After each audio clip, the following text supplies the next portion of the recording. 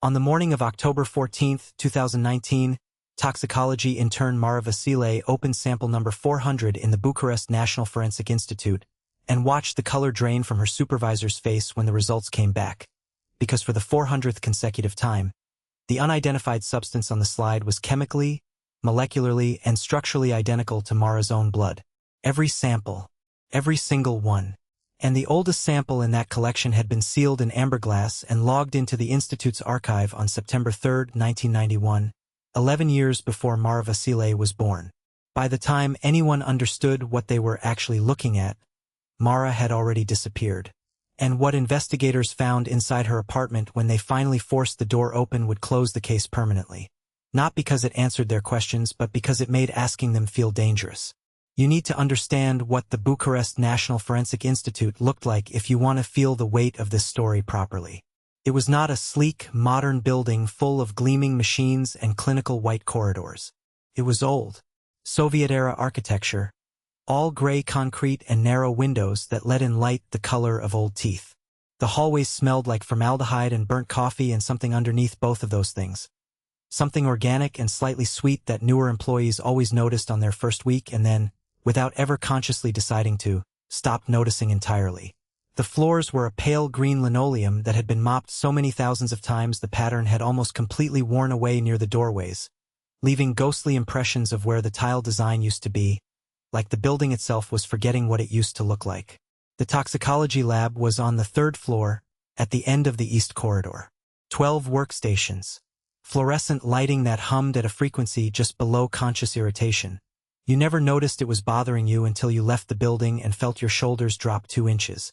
The windows faced the inner courtyard, which held a single concrete bench and a tree that had been dead for at least a decade but had never been removed, standing there in the center of the courtyard like something that refused to accept what it was.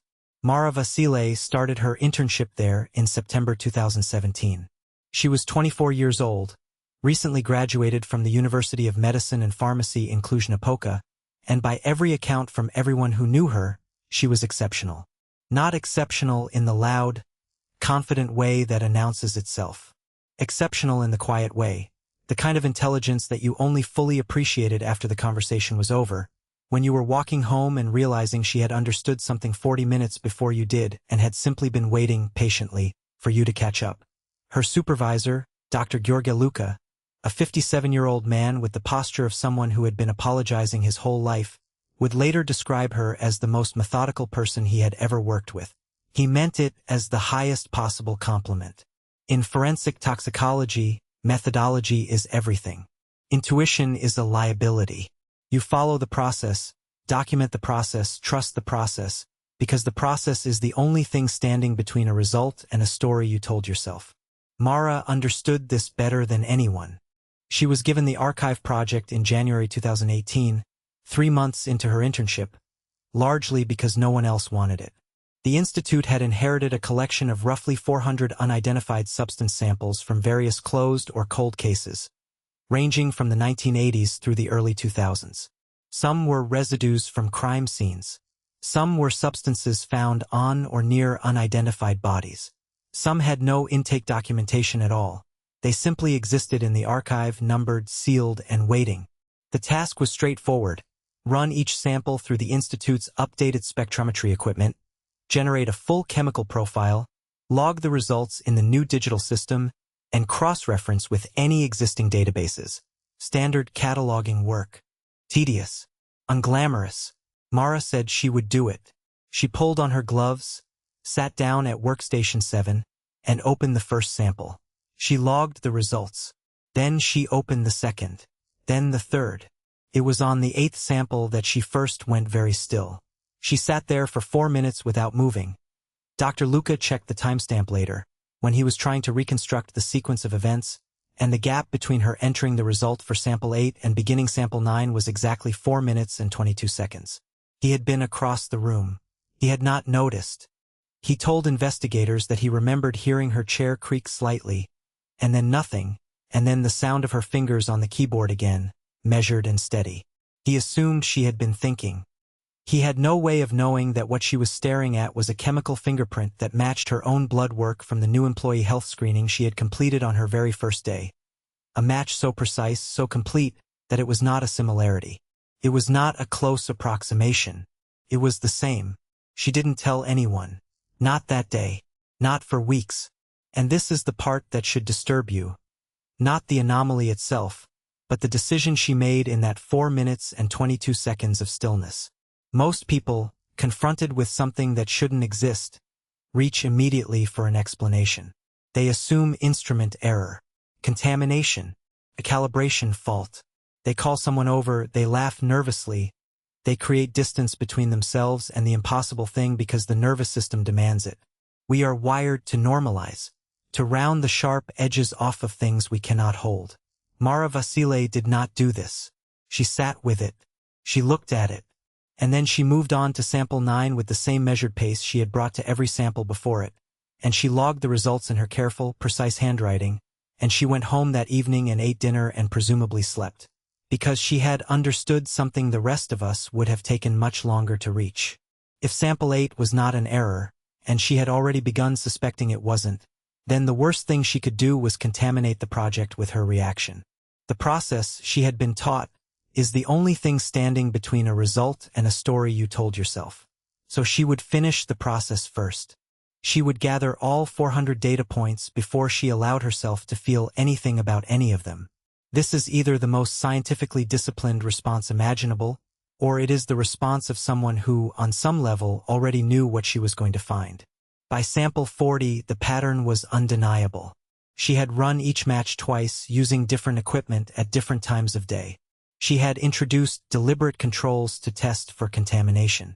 She had swabbed her own workstation, replaced her gloves mid-session, even changed labs for 3 samples, borrowing space from a colleague on the second floor under the pretense of testing a different spectrometer. The results did not change, could not be made to change. Every single sample was her blood. Not blood-like, not chemically adjacent, not the same type or the same general composition. Her blood. The isotopic ratios, those near impossible to falsify signatures that record what a person has eaten, what water they have drunk, what air they have breathed, and where they have physically been on this earth, matched her own isotopic profile with an accuracy that the equipment flagged, repeatedly, as potentially the result of direct sample duplication. As if someone had taken blood from Mara Vasile's body and put it in 400 different containers and then waited. She began cross-referencing the case files attached to each sample. Most were thin, incomplete. The older files, especially anything pre-2000, had been partially converted from paper records, and the conversion had not been careful. But she found enough. Sample 8. Recovered from an abandoned vehicle on the outskirts of Ploiești in 1998. Substance found coating the interior of the driver's door handle. No fingerprints. No suspect. No victim ever identified. Sample 23. Residue scraped from a windowsill in an apartment in Sector 4, Bucharest, after a reported break-in in 2003. Nothing stolen. No sign of forced entry. Just the residue, noticed because it glistened slightly under certain light, and a tenant who moved out within a week and could not be reached for follow-up. Sample after sample. City after city. Year after year stretching back across 2 decades and further. Each attached to a location where something had almost happened, or had happened to someone who could no longer be found, or had happened in a place that felt watched afterward by the people who lived near it. And in all of it, in every case file and every intake form and every fragment of documentation, there was not a single other biological marker. No epithelial cells. No hair. No foreign DNA. Just the substance. Just the blood, patient and purposeful, left exactly where it was meant to be found. Dr. Luca noticed the change in her around month 8. He would struggle to describe it precisely when investigators asked him later. She seemed, he said, after a long pause, like someone listening to a sound no one else could hear. All the time, even in the middle of conversations. Even when she was laughing at something, there was a quality of distraction behind her eyes, as though a portion of her attention had been permanently reassigned. He did not ask her about it. He regretted this. In October 2018, 13 months into the project, Mara requested access to the Institute's physical archive room, the sub-basement storage where the oldest samples were held in climate-controlled conditions. The digital records could only tell her so much. She wanted to see the original intake documentation. She wanted to hold the files. The archivist, a quietly nervous man named Petre who had worked in that sub-basement for 19 years and had the complexion of someone who rarely encountered sunlight, gave her access without question. She was thorough, he told investigators. She came back 5 days in a row. She wore the same gray cardigan every day. She always thanked him when she left. On the 5th day, she found the file for sample 312. Sample 312 had been collected on September 3, 1991, 11 years before her birth. It had come from a hospital in Brasov, logged by a pathologist named Dr. Konstantin Muraru, who had since died. The intake notes were handwritten, the ink slightly faded, and they described the sample as an unidentified biological fluid collected from the skin of a female patient, approximate age 30 to 40, who had presented unconscious at the emergency department and died before regaining consciousness. No identification was ever established. The body was buried as an unknown in a municipal cemetery outside Brasov that had since been partially paved over for a car park. But that was not the thing that made Mara sit down on the archive floor without meaning to. The thing that made her sit down was the physical description of the unknown woman, handwritten in Dr. Muraru's careful, slightly compressed script at the bottom of the intake form. He had noted it, apparently as a matter of habit, in case it proved useful for identification purposes. Brown hair, he had written, medium height, and then underlined once perhaps because even in 1991 it had struck him as unusual enough to emphasize. Eyes of a very distinctive amber brown, almost golden. Notable, like someone had described them before and he was confirming the description. Mara Vasile had amber brown eyes. She had been told her whole life that they were unusual, that they looked like something lit from behind. She sat on the floor of the sub-basement archive, under a single bare bulb, holding a document that described a dead woman whose blood matched hers, found 11 years before she existed. A woman with her eyes. A woman who had simply appeared at a hospital in Brasov with no name, no history, no origin, and had died quietly in the night while the nurses changed shifts. She sat there for a long time. And then she did something that Petre the archivist only mentioned to investigators almost as an afterthought, as though he hadn't registered its significance. She took out her phone and photographed every page of the file. And then she went very carefully to the back of the folder, to the section where the pathologist had stored any additional materials, and she found one more thing clipped to the inside cover. A photograph of the unknown woman, taken post-mortem, for identification purposes, standard practice, black and white, slightly overexposed. Petre said she stared at it for almost 3 minutes. He said her face didn't do anything he could read. Then she put the folder down, thanked him in her usual quiet way, and left. He didn't think to look at the photograph himself until investigators asked him about it days later. He told them he wished he hadn't looked. He told them this 3 times, unprompted, during the interview, and on the 3rd time his voice had dropped to almost nothing. He said the woman in the photograph was Mara. It was her face, older but hers. But nothing could have prepared investigators for what they found when they finally traced the file number back through the Institute's oldest handwritten logbook, the one kept in a locked drawer that predated the digital system by 30 years, and discovered that sample 312 was not, as they had assumed, the oldest entry connected to Mara's blood. It was simply the oldest one that had a case file attached. The logbook contained 47 additional entries, numbers that had never been transferred to the digital system, never catalogued in the project Mara had been assigned. 47 samples collected between 1958 and 1990, before the Institute had formalized its intake procedures, recorded only in that handwritten ledger in fading ink, in the handwriting of at least 6 different archivists across 3 decades. Every entry bore a different location, a different context, a different description of where the substance had been found. And someone had already gone through the logbook before investigators arrived. Carefully, methodically, every one of the 47 entries had been annotated in the margin with a small, precise tick mark. Checked off. The handwriting of the tick marks matched Mara's. She had found them. She had found all of them. And she had been inside that apartment for 11 days after her last day at the Institute before anyone thought to check on her. And when they finally forced the door open, the smell that rolled out into the hallway was not what they expected. It was not the smell of something ending. It was the smell of something preserved. The smell was formaldehyde. Not the sharp, industrial formaldehyde of a morgue at capacity. Not that eye-watering assault that announces itself the moment a door opens. This was something older. Something that had been sitting inside the walls of that apartment for so long it had become architectural, threaded into the paint and the curtain fabric and the wood of the floorboards, the way a house will hold the smell of whoever lived there longest. The officers standing in the hallway described it differently to each person who asked. One said it smelled like a museum. One said it smelled like a library that had been underwater. The first investigator through the door, a woman named Inspector Teodora Campinu with 22 years of experience, said nothing about the smell in her official report. When a colleague asked her later, quietly over coffee, she set down her cup and said it smelled like something waiting to be found. Mara was not in the apartment. This needs to be stated clearly, because the smell, the preserved quality of the air, the way every object had been arranged with such deliberate, unhurried care, all of it suggested presence. Occupation.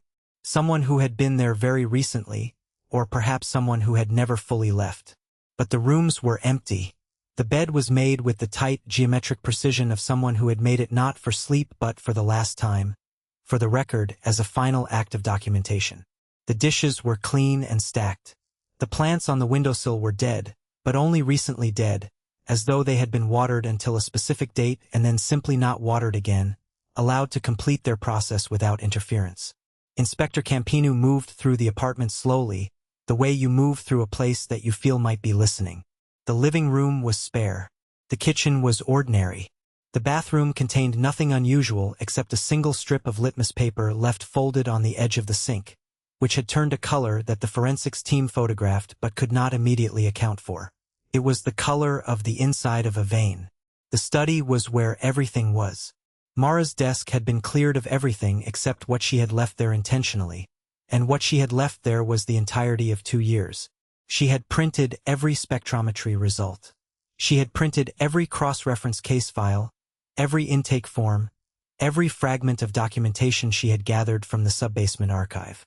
She had printed the logbook entries, all 47 of them, photographed with her phone and reproduced at high resolution. She had printed the photograph of the woman from Brasov. She had printed her own employee health screening results from day 1 of her internship, and she had laid it beside every other document on that desk with the careful geometry of someone who had reached the end of a very long proof. Everything was annotated, not anxiously, not the frantic marginalia of someone coming apart. Precisely, methodically, in the same handwriting that had checked off every entry in the logbook, she had drawn connecting lines between dates, between locations, between chemical signatures. She had done the work she was trained to do. She had treated herself as a case. And she had written a conclusion. It was a single page. Typed, not handwritten, which is the detail that stayed with Inspector Campinu longer than anything else. The sense that Mara had wanted it legible. Unambiguous. She had not wanted her handwriting, with its warmth and its idiosyncrasies, getting in the way of the information. She had wanted it read the way a result is read. Plainly, Inspector Campinu would not release the full text of that document. She still has not. What she has confirmed, in the years since, across 2 separate interviews given under conditions she set herself, is the substance of it. The logic of it. Because Mara, in the end, had arrived somewhere. She had not left without a destination. She had followed the process to its conclusion, the way she always had, and the process had delivered her an answer that was coherent, internally consistent, and supported by 447 data points spanning 61 years. The conclusion, as Campinu rendered it in her own words, was this. The samples were not evidence of something following Mara. They were not a threat, and they were not a warning, and they were not the work of a person or an institution or a conspiracy with human dimensions. The samples were a record. Someone, something, had been marking locations, points on a map, not randomly, not arbitrarily, but in a pattern that Mara had charted across the pages on that desk, a pattern that described a path. Convergence. Not toward Bucharest, not toward the Institute, not toward any address. Toward a date. 61 years of accumulated presence, moving through Romanian geography in a slow arc that was only visible from the outside, only legible if you held all 447 pieces at once and stepped back far enough to see the shape they made. And the shape they made was a countdown. And the date at the end of the countdown was not in the past. Inspector Campinu would not confirm the date. She said only that when she understood what she was looking at, she sat down in Mara's study chair and stayed there for a long time, and when she stood up she left the apartment without speaking to any of the officers waiting in the hallway, and she drove home and she sat in her car outside her house for 40 minutes and she watched the lights in her children's rooms. The last section of Mara's document, the final paragraph, which Campinu has described but never quoted directly, dealt with the woman from Brasov. The woman with the golden eyes and no name, who had appeared in 1991 and died in the night, whose blood had been sealed in amber glass and filed without understanding. Mara's conclusion, drawn from isotopic analysis and from 3 lines in an obstetrics record she had requested from a Brasov municipal archive under a pretext that the records office would later call unusual but not technically impermissible. Her conclusion was that the woman was not a predecessor, was not a warning, was not a separate person who merely resembled her. Mara believed the woman from Brasov was her, not an ancestor, not a biological relation. A version of her from a later point, arrived too early, the body misaligned with the time it had entered, burning out in the emergency room while the nurses changed shifts and the clocks in the hallway moved in the wrong direction. She believed the 47 uncatalogued samples were the trail of that arrival. A path walked backward through 6 decades. Each sample a footprint pressed into a surface that retained impressions longer than anyone knew. She believed the 400 catalogued samples were something else, the same path but forward, laid down in advance, prepared with the patience of something that understood time the way toxicologists understand compound reactions, as a system with a direction, moving always toward its equilibrium. She believed she had not been being studied. She believed she had been being called. The final sentence of the document, which Inspector Campinu recited once and then said she would not repeat, was not a farewell. It was not an apology. It contained no expressed fear, no sign of a mind that had fractured under the weight of what it had uncovered. It was written in the same measured register as everything else on that desk, and it read like the last line of a case file, like the entry you make when the work is finished and you are handing the project to whoever comes next. It read like someone closing the archive on a long cold case and releasing it from the active system. It is not known where Mara Vasile went. No remains were ever found. No financial activity, no travel records, no phone signal after October 3, 2019, 11 days before her supervisor opened sample 400 and watched the color leave his face. The institute eventually concluded the archive project using her documentation, because her documentation was, by every measure, complete. Every sample accounted for. Every result verified. The new digital system absorbed all 447 entries, cross-referenced and indexed, and they sit there now in the database, flagged with a code that the current staff only partially understand. A code that was entered by the forensics administrator who processed Mara's final report and who, when asked about it, said only that she had needed some way to mark files that didn't belong in any existing category. The code she entered was the Institute's internal designation for samples collected from unidentified sources, pending origin confirmation. Pending origin confirmation. As if Mara's blood, after everything, still had not been fully explained. As if the system, even with all 447 data points in front of it, was still waiting for something to close the loop. For someone to write the final entry. For the last sample in the sequence to be collected, sealed in amber glass, and logged under a date that had not yet arrived. Dr. Gheorghe Luca retired in the spring of 2020. He does not speak publicly about the case. He is said to keep a photograph on his desk, not of Mara, but of the dead tree in the Institute's inner courtyard, the one that refused to accept what it was. He has never explained why. Petre the archivist still works in the sub-basement. He has the same complexion he always had. He has not, by any account, looked at the file for sample 312 again. But the file is still there, in its climate-controlled drawer, held at a temperature chosen to preserve what's inside. And the photograph is still clipped to the inside cover. And the woman in it still has those eyes, amber brown, almost golden, lit from behind, like something that had already seen where it was going and had simply decided not to say. What this case leaves you with, what it left everyone who touched it with, is not a question about the supernatural or about the boundaries of forensic science, or about what the samples actually were. It leaves you with something smaller and colder than that. It leaves you with the image of a young woman sitting at workstation 7, on a January morning in 2018, looking at a result that should have been impossible, and choosing not to look away from it. Choosing to follow the process to wherever it led. Choosing, with a steadiness that was either extraordinary courage or something that resembled certainty, to treat the truth as more important than the comfort of not knowing it. Whatever called her, if something called her, it chose correctly. It chose someone who would finish the work, who would not flinch at the data, who would sit on a sub-basement floor holding a photograph of her own face on a dead woman and then stand up, dust off her cardigan, and go home and prepare her conclusion.